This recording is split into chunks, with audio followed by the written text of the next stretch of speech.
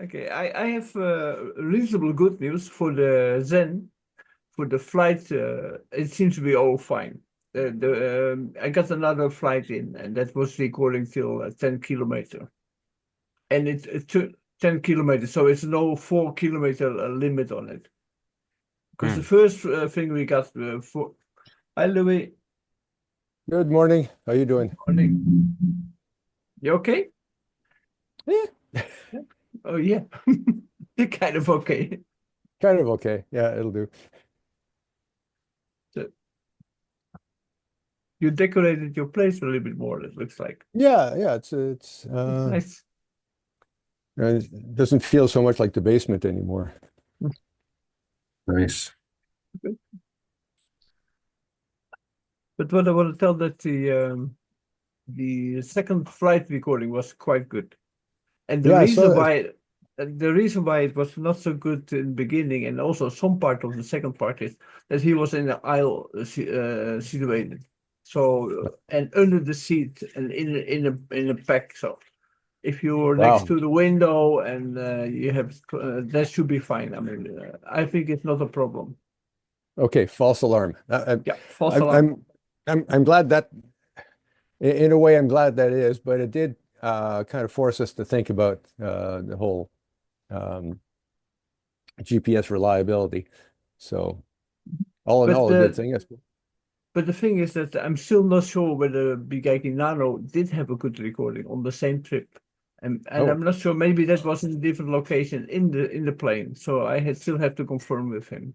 yeah, okay. If that's the case, then it will be then we can troubleshoot a little bit more. Yeah.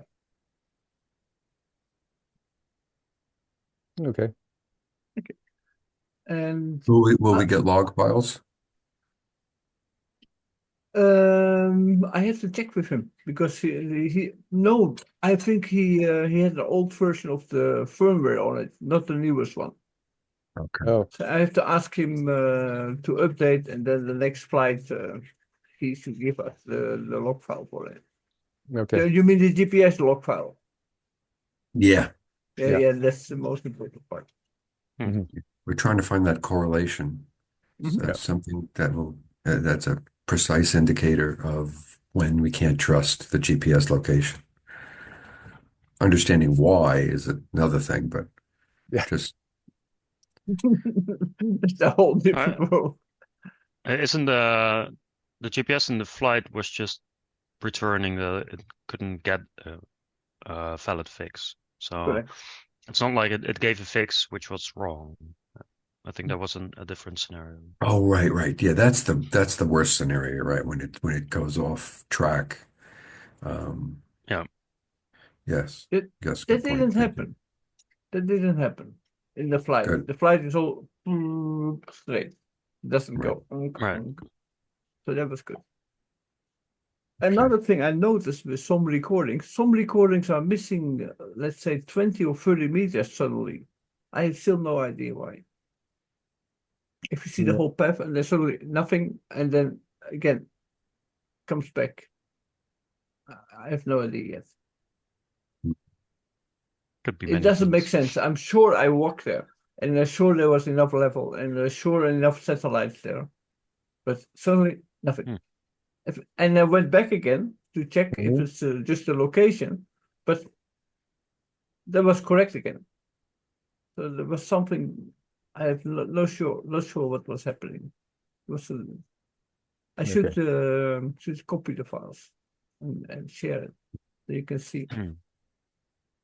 Yeah, it could be some noise in the GPS, maybe, or not, or some satellites that are aligned, not like it just I, ran out of view or something, and then it dropped yeah. the accuracy, and the GPS module said, I'm Yeah. not sure about these, and then we log them as not Yeah. valid. Rob, do you have the what configuration do you have for your GPS module? Because remember, there's a factory standard, but you should be also be using uh, the um, the Japanese system, the QZ. Um, Yeah, GZSS. that 8 thing. Yeah. So I'm not sure how to switch it on. It's basically default. you'd have And to use Michael's utility. CNC, yeah. Yeah, and just go into the GNSS configuration, and the way he's got it set up, it's basically if you choose a configuration, and correct me if I'm wrong, Michael, if you choose a configuration that's not supported by the chip, the software says no, it's not going to work. Okay. So you can't set it to an invalid value, but you can set it to a value that's not going to be so helpful. Correct. Mm. I So think but the default is on. Do you know that? I have to I check. think I but, lost oh, my internet. is the default is on, you think? The default? Yeah. Yeah. So I'm just going to shut off my video because my internet went crap again. Mhm. Well, I don't know. I don't know what the configuration is. That's one of the things I want to do. I'm actually almost. I basically had a not necessarily a bad holiday. It's just that nothing got done. It was just too disruptive. And now that everybody's back, like young lads back in school and everything, there's one thing I'd like to do with the GNSS debug file is right at the top is capture what the actual configuration is as a header and then record, right? That's And even better. Good yeah, good That's a idea. good idea.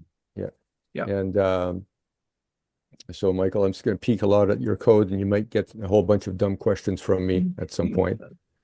Okay. Um, that's basically it. And I've got it, the debug file. Basically, previously I had two lines, one for the NavSat, one for nav PPT and the other one for NavSat. Now it's just going to be one big line. Otherwise, you have trouble reading the file, having to stitch the readings back together based on the time. So it's just going to be a huge long record. Mm. So Yeah, the It's way not I possible. think Yeah. I was Go just saying ahead, the Mike. way I put that when I put the log files, when I do logging in the test bed, it's just a stream of data. yeah. And you walk through the data based upon knowing the header and how long the packet is. Then you can jump to the next header, and then that gives you its packet length, and then you jump to the next header. So Oh, wow. Okay. because that's the way the data I made it so that way I can replay that data Right. because that is the data that marches back Right. into the as for emulation. Yeah. Yeah. What I'm trying to do is I'm trying to link the debug data to the actual reading that that goes into the drive file. Right. That was on the Zen code, or on the testbed. No, I think Louis is on the Test Zen bed. code. Yeah, Oh, Louis test on the bed? Zen code. Okay. Yeah. I'm talking about the Zen code. Michael's talking about the test bed. Yes. Right. The Right. Okay. Yeah. So there on the Zen there is currently the separate GPS debug logger, that's right. and I do know that it does not include location, which might be useful to add, as well I as am adding that. right. Yeah, it's in a separate file now, so it's like in a debug directory, Mhm. a GPS log, blah blah blah. I have If you're on the one. latest development branch. I was thinking, can we have a CSV header on the log file that log file? Because then if you load the CSV, you have directly all the fields labeled. Yep. Is that possible? Because that will make Yes. it much easier to troubleshoot for me at least. Then we don't have to Yes. map them. Well, there Yes. is a header, but I think you can like it does start with a with a hashtag to comment it out, I guess. Yes. I think you did that. I saw that. But if it's in the file directly, so it's much easier. So we can just it becomes a CSV file, and then we can Oh, load yeah. it the way we want instead of a log file. Yeah, Yeah. yeah, there is a text comma separated, but it's just using the variable names that came right out of the uBlocks documentation. So if it says, for example, CNO, carrier to noise, right? Just Mhm. or HAC, horizontal accuracy in millimeters. So it you still have to do some processing on that. It's not, but you can tell what it is. Yeah. Okay. We can figure that out. Yeah. And also, I found out this morning that if you take a log file from the Zen or from a Nano, and you import it in QGIS, then you Mhm. can export it as a CSV file with all the headers, so you can directly put it in an Excel sheet. That's also very useful, Okay. you know. So you can get the data directly out, and you can make graphs from it. And And that's with the CheckRAD plugin? yeah, you load it first in the Yeah. data, and once it's Yeah. in, it maps the fields directly. Okay. Okay, great. It's very useful, I think. I posted some screenshot in the channel. Have a quick look.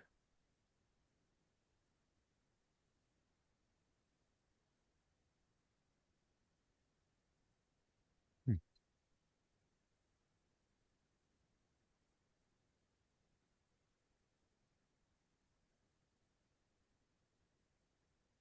Okay. Yep.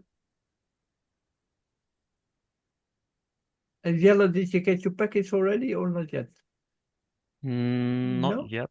It should come any moment. It's close by, so. And Louis Do probably you is have also close by. can you send me a tracking code? I think I did You had a send. tracking. You did send it? I don't think I received it. I will send it again. That's okay.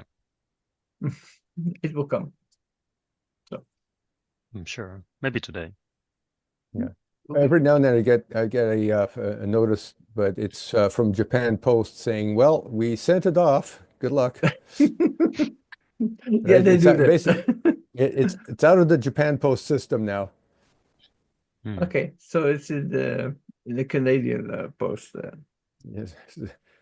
Somewhere over the Pacific. Okay. It's if it comes into customs, you will get notified normally. Yes. And it comes out of customs, and you get notified again. Well, it might be a little while because Canada Post was on strike until recently. So They stopped they had problems with the unions or what? yeah, the union went on strike. So Okay. So- Yeah. Do we have so other there's things? Yeah, yeah. sorry. Yeah.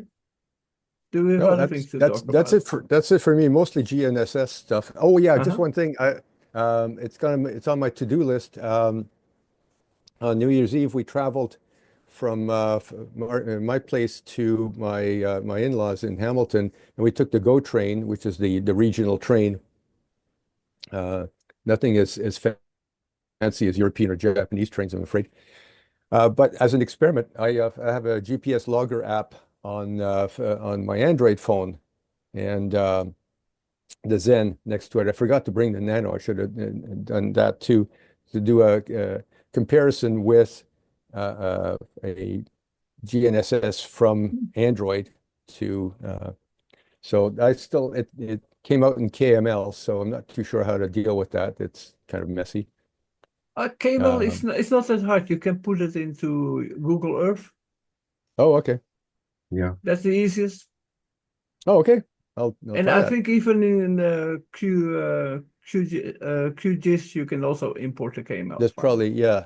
So yeah. But So Google Earth is the easiest. Just dump it in, and even in 3D, if you have a 3D, it puts it in 3D. yeah. Yeah, so I'd be curious to see what happened when we got to downtown with those tall buildings Hmm, and like to see into the that. train station and to see what's going on there. So I'll let you know. Did you go underground? Not underground, but the Hmm, station is, I mean, there's it's covered, hmm, right? And okay, lots of steel well, that's good. and right next to tall buildings and with uh, again lots of steel. Some of the buildings have kind of a metallized glass, so Mhm. that's basically as far as radio is Well, concerned, that's a mirror. Right. oh, that's great. And you're using the Brighton BK or BN? Which one do you use? Do I you am remember? still using the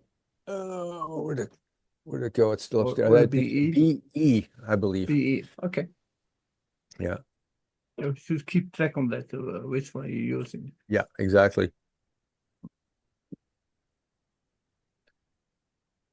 Just wondering, just on that topic, I'm just wondering if there's any, guess there's no way of tracking other than, let's say, that spreadsheet that you keep for who's got what where, of identifying if it's a Foxier or a you or a uh, um,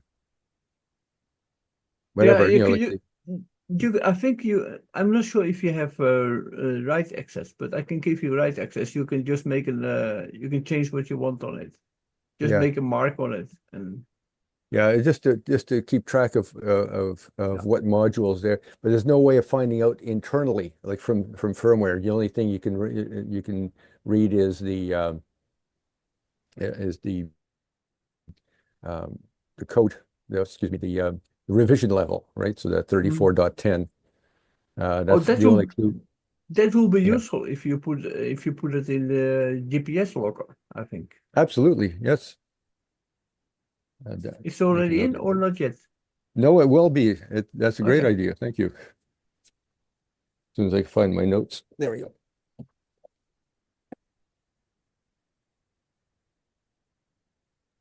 Yeah, it'd be nice if you could put a pointer to that Zen, to that spreadsheet where we register our units, because I've Yeah. only registered the one. I haven't registered the second one yet.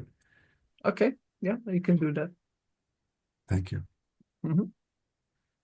I will put it in the channel. And I'm not sure if everybody has the right access, but I can give you right access. I mean, I it's not believe I I was super do. able to I difficult. enter. I was able to enter the first one, so Yeah, Also, same should here. be fine. Yeah. Yeah, it should in theory be open.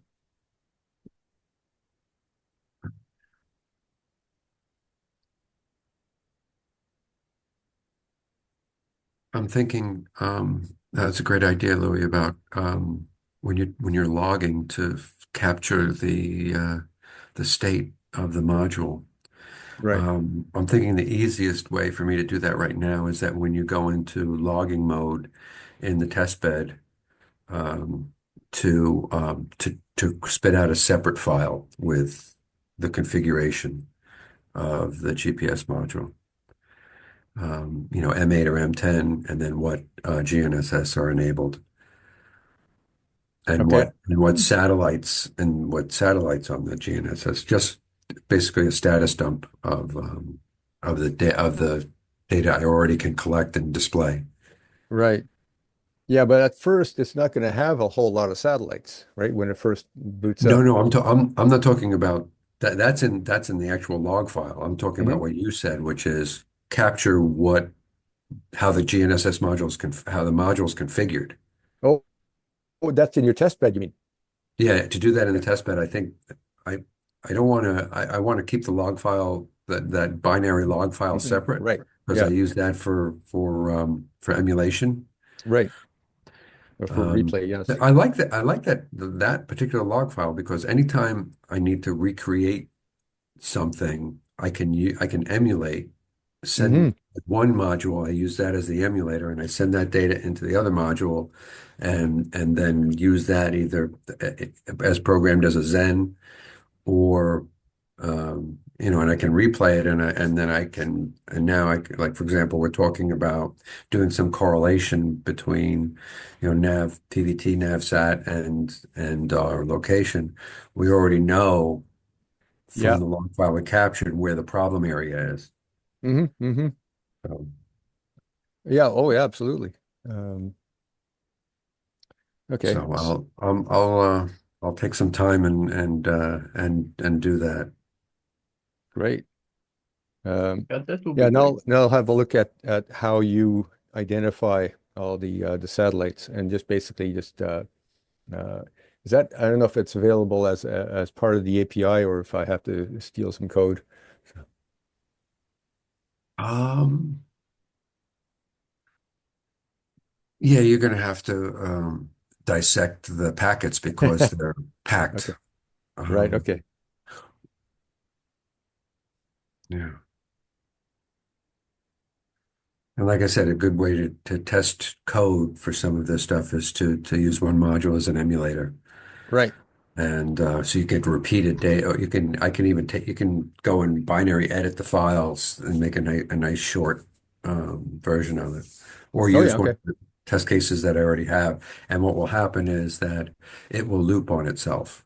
Oh, okay. Cool. When it reaches the end, the timestamp keeps incrementing, but Oh, so it that's modifies, great. but the data just keeps looping. Oh, cool. That's why when I created the emulation thing, I did a loop. So it actually was, so what you were actually seeing is a person going around in circles. That's awesome. Okay. So next time, maybe Louis, if you go to a difficult place, maybe record one with Yes. the Microsoft software and one with the Zen, something Right. like that. That's Absolutely. a good Absolutely. comparison. So you can Yeah. see what's going on, and maybe you can later share the GPS file, the binary Hmm. file, so we can all Right. look at it. That will be good. Well, interesting. I like to see the problems. Oh yeah. Yeah. Yeah. I want to see that one indicator that lets us know that we've, Yeah. as Yellow was saying, that lets us know that what identifying when we go Yeah. off track. Yeah. My I'm going by what oh my goodness, what's his name? From the GNSS test lab. I forget his name. Daniel, I think. Daniel. Daniel. Daniel. Yeah. He gave us a big clue saying it was a signal to noise or carrier to noise ratio. So that's one of the things I'm looking from the NavSat is basically looking at basically an average CNO, min, max, and average, and see if there's any correlation there. That's the first place to look at. Right. Of the satellites that are being used for navigation. Correct. Yes. Not yeah. Yeah. And So yeah, only those that are used to for that specific fix, um, and see if there's Yeah. any way of knowing um, if we're dealing with multipath distortion. I have no idea. Right. That's Yeah. Well, here's okay. Completely. I mean, talking about signal to noise. Just this random thought just hit me. Trains in Europe and Japan are electric. yes. Are we getting noise, broadband noise from the pickups that pick up on the wires, right? Those overlaying Yeah, things, yes. The where it picked, sparking. yes. I don't know if it's in 2.4 gigahertz range, but it probably will go all over Oh, those it's sparks. gonna be, yeah. But then So, again, probably it's also grounded there, so I don't know. We should check it. I did do some train rides with the Zen like last year. Hmm? Mm, I did upload the logs for those, I think. Mhm. okay. But from what I found was at some areas there was a very bad GPS fix. Like it would just drop the fix. and then randomly pick up again and be fine. So it was more in like a rural area. We don't really have those in the Netherlands. I Yeah. mean, Yeah. it felt like, the areas where there's just trees, because there's a lot of like trees around that patch that I was going through. Yeah. I thought maybe that is the issue, or like the speed that we're going at. Because if we're going slower, then it was fine again. Okay. Yeah, but Like the at speed is not the stations. problem. I No, recorded it shouldn't. in the Shinkansen or in planes. We can record things. Yeah, exactly. Yeah. That's So fine. it might be some noise from the trains. Yeah, it could be. I Um, don't can do know. I some just more tests with that. Yeah. Sorry, I just threw The that out there. One more variable. and Right. there's also maybe if the new trains are with linear motors, and I have not rode those yet.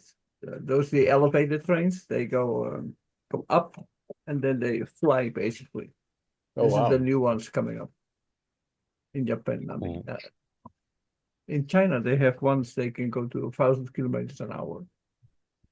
Amazing trains. That's Very pretty cool. scary. Nah, that's what they said when we changed from steam cars to gasoline cars too. That's right. Yes. It's not so scary. Just getting used to. Yes. Traveling at an amazing 30 miles per hour. You cannot walk that way that That's fast. right. All right. Okay. Okay. That's And enough for me. another thing, Jelle, I saw you always make some nice comments in your code. You do that manually or it does it automatically? I was I do that manually. wow. Well, not 100% manual. Like Oh no, but my even IDE that still. does, like, I do like slash asterisk enter, and then it generates like a block, and then I write manually the text, Okay. and then like the parameters or arguments Because that I describe used something. an extension called Colium, I think it's called Colium, Hmm. and then it automatically generates the comments. That saves you a lot of time if you're writing stuff. It goes through the function and it gives you a description of the function and where it goes to, what it returns, and it can be Yeah, very yeah. But very practical. I I just I think feel like doing those manually is more useful for me personally, because okay, sometimes I'm like, I just want to describe it in a way that makes sense in the context true, of the whole program. yeah. I mean, AI could do a similar thing, of course. And having something is better than nothing. So That's true. Because normally I just write a very small thing if I make something. But yeah, you nicely write down quite well, I think. It was very nice documented always your work. Always yeah. appreciated. Usually, sometimes I skip it when it's like too much repetitive work. Um, I do usually write it in header files, because that's where Hmm. you would go when you go to like, what does this function do? Hmm. But when you then like inherit a class and you use the same functions again, I'm not gonna write it Put it again. again. Like, that's Sure. a bit silly. Okay. I do try to keep up with the code comments. Hmm. Yeah, I noticed it. It's quite nice. Very much appreciated. So when I'm looking through it, I said, "Oh, this is very nice." Always enjoying to see that.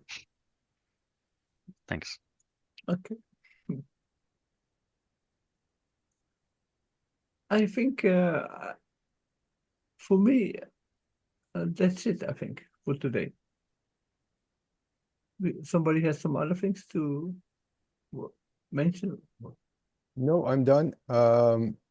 Just a possibility that I might take a course at the college that runs 7 to 10 in the morning on Mondays. And then my weekends are shot too because of young lads skiing. So I'm not too sure if I can participate.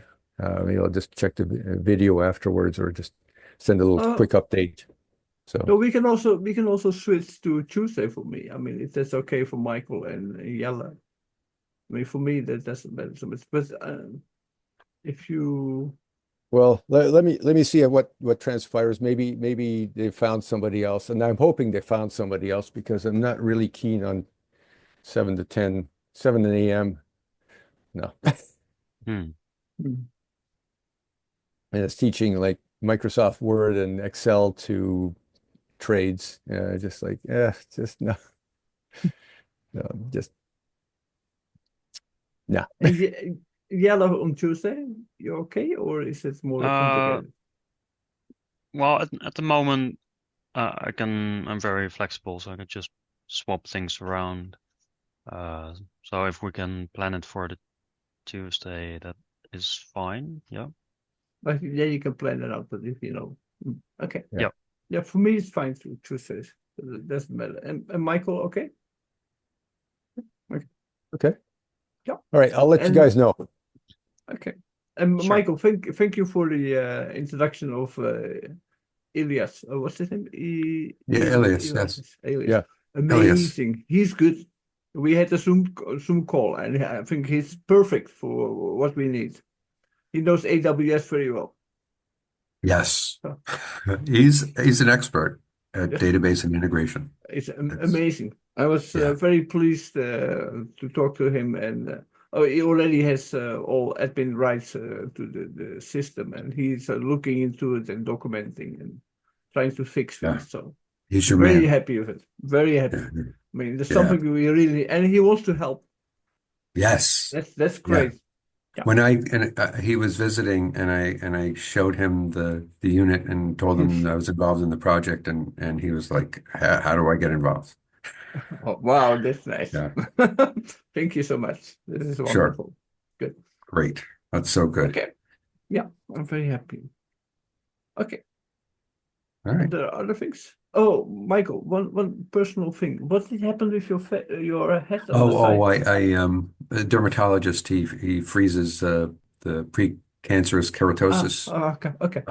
So twice a year I get that done. Because I was Um, wondering, like, what happened with him? yeah, no, everything's good. I just have Okay, okay, very, okay. very fair skin. Mm. And Okay. 67 years of exposure, and we're just dealing with it before it gets bad. Oh, that's So I'm very lucky actually. okay. That's good to hear. I'm happy to All hear that. right. Okay. So, I think that's bye-bye. it then. Then. Yes. Yeah, that's All it. right. Okay. All right. So, talk Have to a you good later. week. Okay. See you next You week. too Yes, all. have a good week. Okay. Okay. Bye-bye. Bye. Bye-bye.